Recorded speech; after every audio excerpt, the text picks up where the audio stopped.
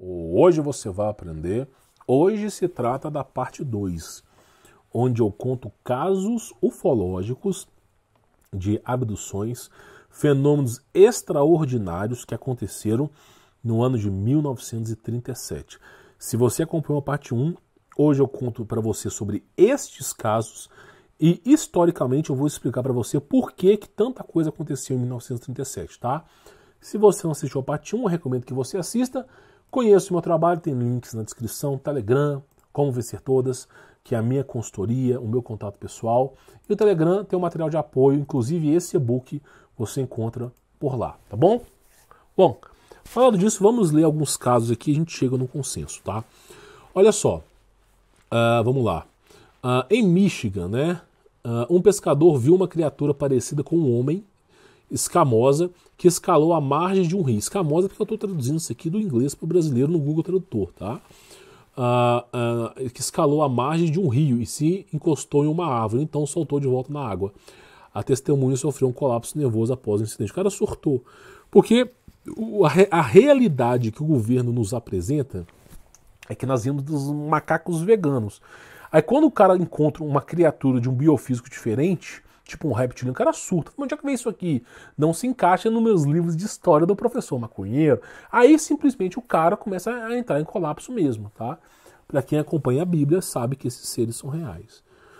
Então você vê que em 1937 um desses seres saiu, né, dos dutos, dos túneis que tem nos lagos, né, mais fundos, e veio à superfície e voltou para o submundo, tá? Inclusive, meu irmão, eu vou dizer uma coisa para você. Nunca entre em caverna. Nunca faça exploração, nunca entre em caverna. E jamais faça viagens de mergulho. Não faça mergulho em caverna. Não faça. Tem casos de pessoas que gravam esses mergulhos e a pessoa não percebe. Ela não percebe. Mas quando ela vai ver, revelar aquela filmagem, tem seres verdes atrás delas, escondidos. Muitas vezes esses seres não atacam a pessoa porque o Espírito Santo de intervenção divina, Deus, não permite. Ele cria uma barreira magnética que impede esses seres de atacar. Mas eu vou dizer uma coisa para você, não é todo mundo que acontece não.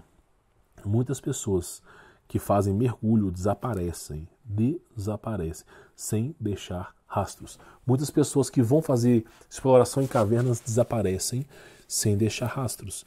E quando eles reúnem uma equipe para fazer exploração na caverna, eles simplesmente começam a escutar barulhos estranhos e a caverna é como se ela não tivesse saída. Então assim, toma muito cuidado. Meu irmão, não queira ser o aventureiro. Não seja Dora aventureira, tá? Seja o cara conservador. Não se emboque na floresta. Não se emboque. Mas se eu não me embocar na floresta, simplesmente o governo vai me pegar com um veneninho. Não sei o quê. Meu irmão, a vida é Cristo. Se você tiver que se embocar na floresta, você vai, assim, eu vou dizer uma coisa para você. Se prepare para o inferno na floresta. Eu trouxe casos aqui. A coisa não é fácil, tá? Toma muito cuidado mesmo. Um conselho pessoal, tá? Olha só, então o cara surtou com o que ele viu. Olha só, outro relato, tá? Na Rússia. Um morador de um local chamado Parchim estava sentado em um banco às margens do rio, local quando de repente sentiu desorientado, como se estivesse narcotizado. O cara começou a sentir que estava drogado ali, tá? Ele pareceu adormecer por um momento em um estado de sonho. Ele viu vários homens esverdeados com um objeto parado atrás dele. O objeto atrás dele era grande, redondo, como um pedaço de pão redondo, tá? Essas naves ufológicas que parecem um cilindro. Os estranhos homens o convidaram a segui-los, né? Ele não sentiu medo. E eles entraram na nave. Ele ouviu seus pensamentos em sua cabeça. Enquanto eles exigiam que ele tirasse a roupa, ele fez o que lhe foi dito.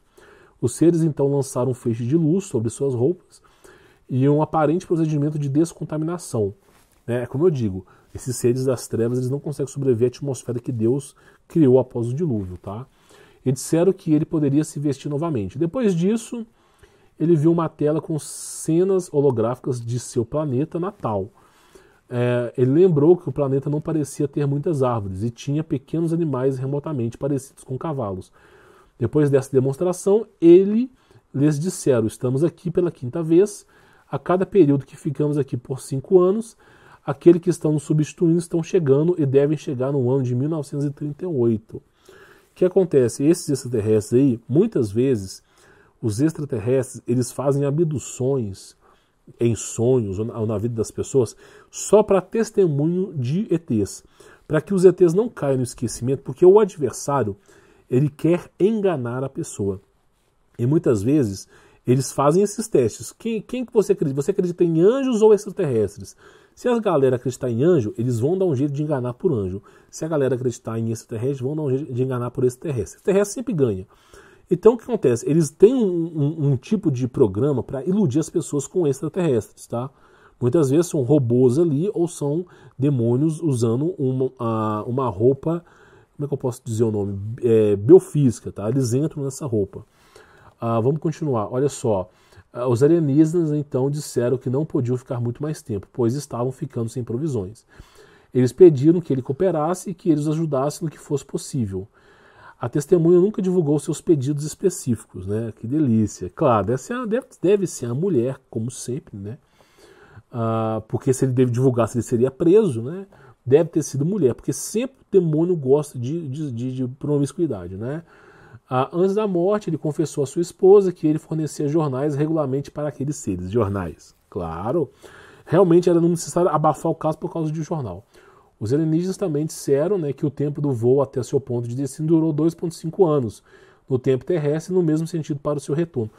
Então, basicamente, aqui você vê um programa, né, de seres que vivem no Hollow Earth, que se passam por extraterrestres. É um programa para fazer com que as pessoas acreditem em ETs.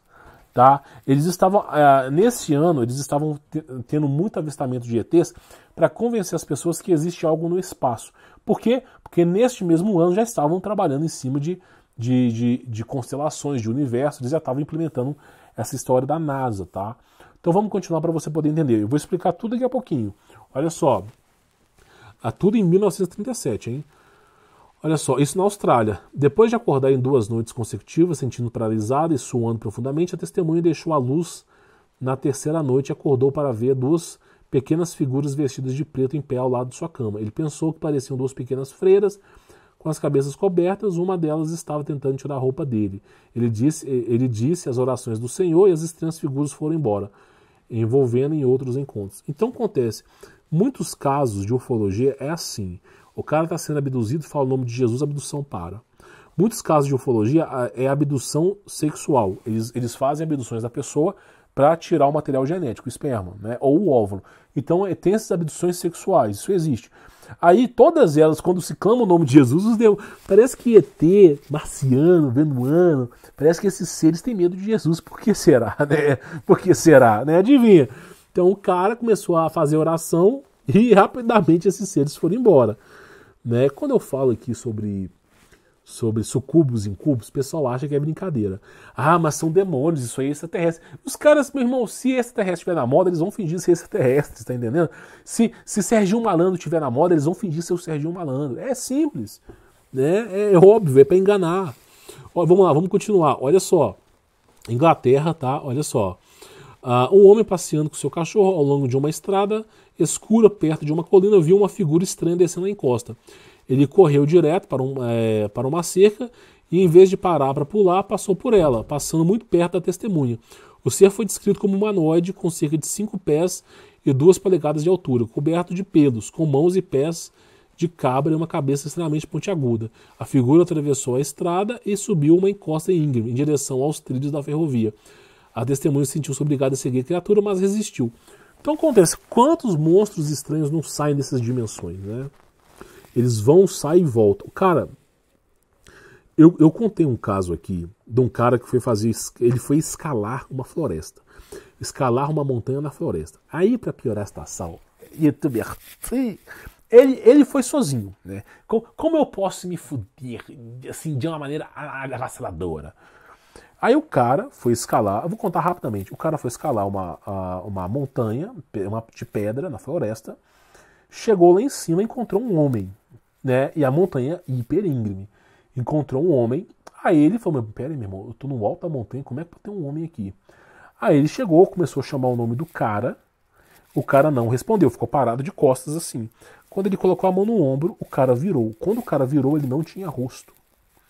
Aí o cara tomou um susto, tipo aquele Slenderman, não sei, é essa porcaria que inventa. Sempre tem um fundo de verdade. Aí, nesses games, nesses filmes, aí o cara desesperou e começou a descer a montanha desesperado.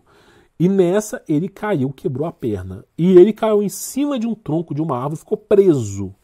Ficou preso no tronco de uma árvore. Não teve condições de ligar para ninguém, saiu no desespero.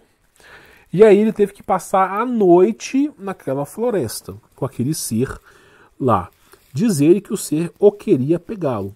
Mas ele começou a orar, a gritar, a pedir socorro, viu que não dava muito certo, começou a orar.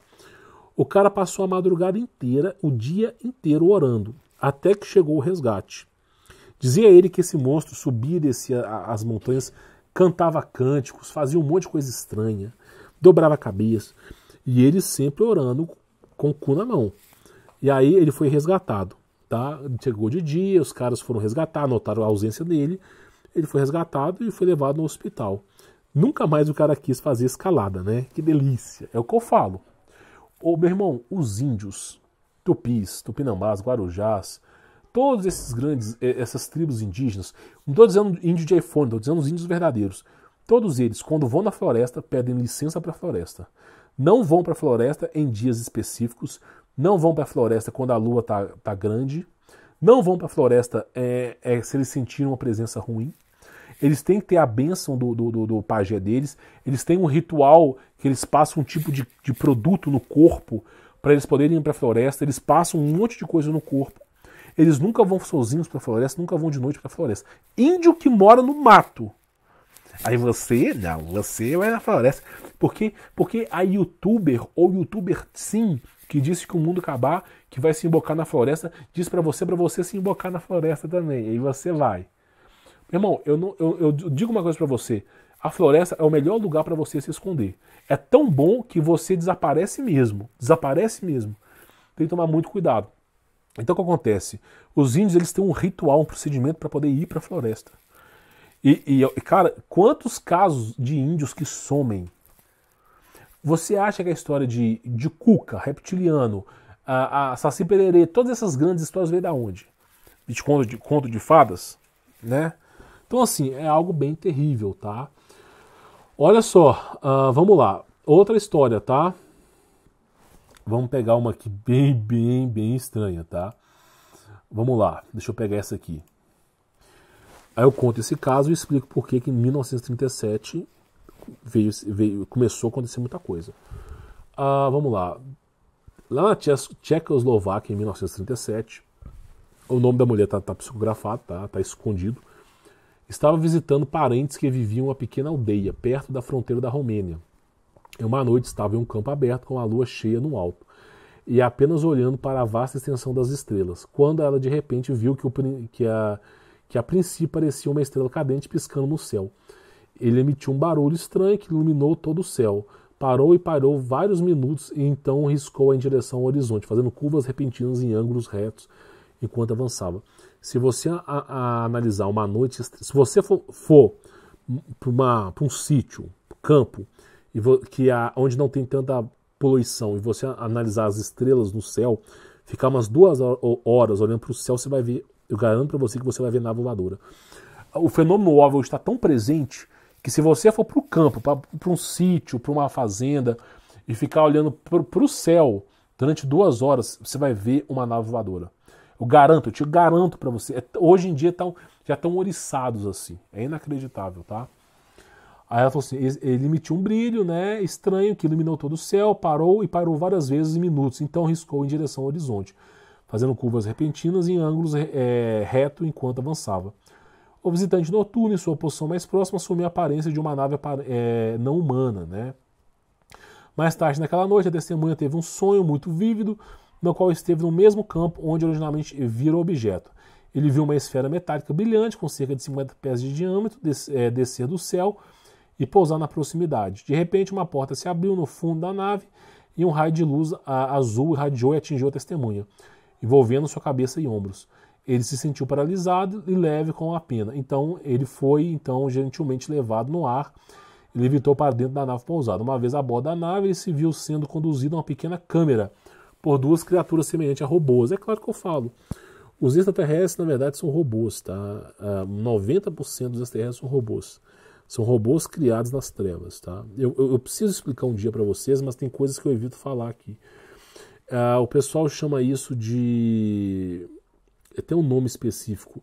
É um corpo humanoide robótico que você consegue fazer com que o demônio utilize durante um curto período de tempo, tá? Para ficar fácil de entender, o último filme de Frankenstein, eles replicaram exatamente a mesma tecnologia, só para você poder entender, tá? Não é que Frankenstein inventou isso já é 1937, bem antes desses filmes, tá? Bem antes de toda a história, tá? Aí, né, em questões de momentos, a sala iluminou-se com um vermelho brilhante e um homem muito acima da altura normal apareceu na frente da testemunha. A testemunha não conseguiu falar e foi instruída a prestar muita atenção. Ficar quieta e apenas ouvir. O ser que se identificou como André Axen, né, claro, tem um nome fictício, disse que a Terra logo entraria no meio de uma grande batalha que tiraria muitas vidas e deixaria muita tristeza em seu rastro. Por que essa batalha? É o que eu vou explicar agora, tá? Ele expressou grande compaixão e declarou que eventualmente o bem superará o mal. A testemunha foi informada de que ele havia sido escolhida para o contato devido ao seu conhecimento científico. Antes de deixar a nave, ela aparentemente viu o projeto de uma invenção aparentemente que ajudaria a humanidade no futuro. Aí pronto, né? Teve esse caso que aconteceu. Agora, por que esse extraterrestre falou a seguinte frase? A Terra logo se encontraria no meio de uma grande batalha que teria muitas vidas e deixaria muitas tristezas em seu rastro. Tá falando da Segunda Guerra Mundial aqui? Não. Apesar que estava no mesmo meio, por que ele está falando, esse extraterrestre está falando que vai ter uma batalha? Porque é a batalha entre mundos de 1920. É o que eu venho falando para você. Eles estavam em batalha. O diabo, a dimensão de Abaddon, sei lá que porcaria que era, saíram dos portais, quiseram tomar a Terra à força. E aí, nave caiu na Alemanha, nave caiu em Roswell, nave caiu não sei aonde, porque o exército de Deus abateu. Tá entendendo? Aí, esse cara, esse gordinho, tiradinho, gordinho, tiradinho. Os caras acham que eu tô mentindo aqui. Aí, meu irmão, eu digo uma coisa pra você. Se eu tô falando uma mentira, por que existe uma coisa chamada Guerra de Nuremberg? Hein? Onde OVNI tava contra OVNI. Porque, já que é tão mentira assim, por que existe uma coisa chamada Guerra de Nuremberg? Onde simplesmente, né, eles olharam pro céu naquela época medieval, e viram naves como orbes de luz, discos voadores, cilindros, batalhando uns contra os outros no céu. E um monte de naves explodindo no céu e caindo na Terra. Se realmente essas batalhas extraterrestres não existem, por que foi documentado em 1526 aí? É só você pesquisar, Batalha de Nuremberg. Agora, como é que pode um reino contra o seu próprio reino não subexistirá? Então, o diabo não estava batalhando contra si mesmo. Contra quem o diabo estava batalhando? Contra quem esses demônios que usam tecnologia angelical estavam batalhando? Contra Deus. Os anjos de Deus também têm naves. Os anjos de Deus também têm tecnologia. Adivinha quem perdeu essa paulada de novo? Os demônios. Aí, o que aconteceu? Eles simplesmente perderam essa batalha. Tá? Eu vou até trazer essa imagem aqui para frente, aqui, só para você ter mais ou menos uma ideia. Eles perderam essa batalha. Olha aqui, ó, documentado. Isso foi uma batalha documentada, tá? Então você vê aí praticamente isso aí. A Batalha de Nuremberg, um fenômeno ufológico documentado. Aí, meu irmão, nós temos o que aqui? O cara falando de cinema. Guerras entre Mundos, As Guerras de los Mundos, ou Guerra entre Mundos, virou um livro, virou um filme. Mas o que é essa guerra? Entre 1920 a 1940, de alguma maneira inexplicável, os extraterrestres tentaram dizimar a raça humana. Tentaram destruir a humanidade. Não me pergunte, eu não estava lá para saber. E aí eles perderam a guerra. Os seres humanos não sabem explicar como eles perderam a guerra, porque nessa época o ser humano mal sabia ler e escrever, era a Revolução Industrial, então os caras nem sabiam muita coisa, né? Em teoria, né? Porque nós sabemos que tem Tartária, tem muita coisa aí, mas graças ao reset da sociedade, em 1920 o ser humano não tinha tanta tecnologia. Então como que eles ganharam? Como é que o ser humano ganhou contra as naves ufológicas? Como que eles ganharam essa guerra? Ah, mas no livro fala que o sangue humano tem veneno, e aí eles morreram. Ah, meu irmão, os caras fazem ritual humano, maia, inca, não sei o quê, bebe sangue humano há milhares de anos. Você acha que isso aí é verdade? Eles perderam a guerra, porque da mesma maneira que existe OVNI, existe força do diabo na Terra, existe força de Deus na Terra.